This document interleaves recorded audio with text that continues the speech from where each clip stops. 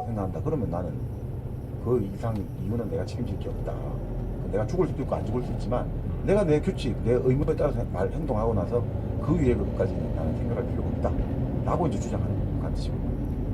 사람들이 보통 말하는 거는 아니 아무리 뭐 규칙을 만드는 게 중요하다지만 그게 네 목숨이 달려 있는데도 그 규칙을 뭐 해야 될 거냐라고 할 때도 아니다. 그 자체는 내가 인간으로서 내 스스로 원칙을 만들었기 때문에 그 자체 내가 만약에 스스로 그 규칙을 따르게 한다면 나는 뭐 인간으로서 내가 완성된 것이기 때문에 그 위에 그것은 두려워할 게 없다라고 말을 하는데 뭐 모르죠. 그는 뭐 예를 들어서 그러니까 내 규칙이라는 게 위기에 빠진 약자를 보면 내가 구해야 된다는 게 내 규칙이라고 양심 정하더라도 의무라는 거죠. 양심 의무라도 당장 기차 달려올 것 같으면 그냥 안 달려드는 게 보통 사람들의 판단인데 일단 뛰어들고 그 이후의 In 상황에 1 대해서는 kilometer, 뭐 speed 분명히 limit 맞겠다. cameras, 100 kilometers per hour.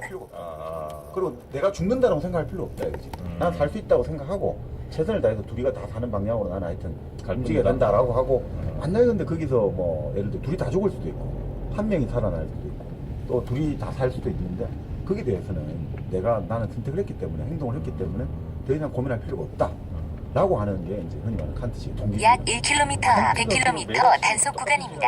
고속도로에 진입하였습니다. 전자석 안전벨트를 착용해.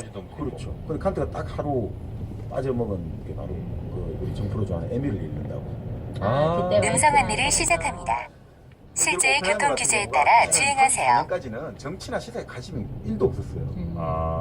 그러니까 아예 Analyzing current traffic conditions. 과학하는 거, 학문하는 거랑 여자 만나는 거 말고는 별로 아버지랑 같이 뭐 이런 즐기는 거 이런 거 말고는 없었다. 그러니까 사람들한테 이런 식으로 좀 과시를 했다. Continuing navigation with current route.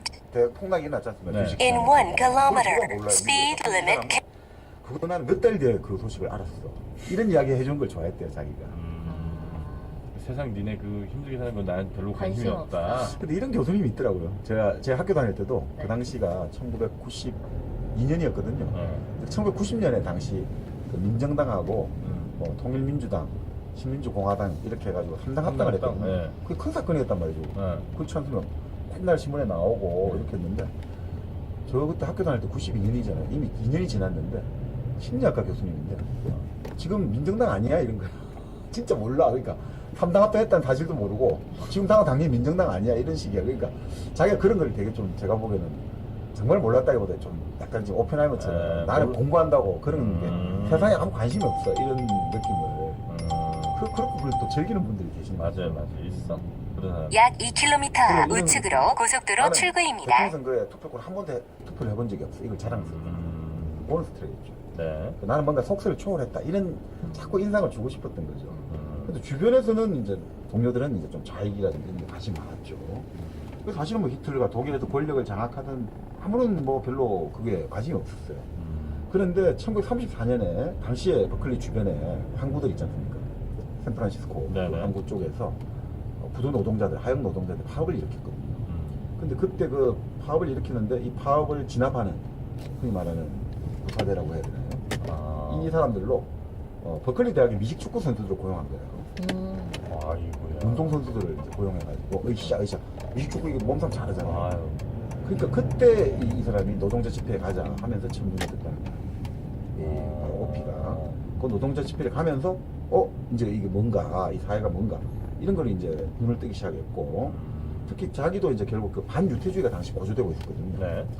경제가 어려워지면 유태인들이 아무래도 금융이라든지 이런 뭔가 돈이 좀 갖고 있잖아요. 그런 사람들에 대해서 좀 핍박하는 분위기가 만들어지잖아요. 그러니까 이미 오피가 하버드 대학 들어갈 때 유태인 쿼터제가 있었는데 그런 문화가 계속 확산되는 거죠. 그러니까 이 사람도 결국 내가 친구 같은 버클리의 물리학자 로렌스는 최상류층의 어떤 클럽에 들어갔는데 자기는 들어갈 수 없다는 걸 알잖아요. 뭐 그렇다고 해서 크게 뭐 그걸 의식한 건 아니지만 그렇게 안 들어가더라도 나름 꽤 만족스러운 인생이었다 하는데 그럼에도 불구하고 이제 조금씩 달라져가는 거죠.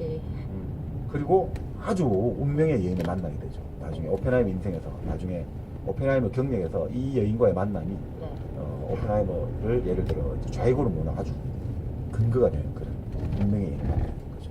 오피가 만난 그 여자 이름은요? 진 테트로. 테트로? 예, 진 테트로. JT. 진 테트로. 맞잖아요. 그렇죠. 진이죠, 뭐. 그러니까 이름.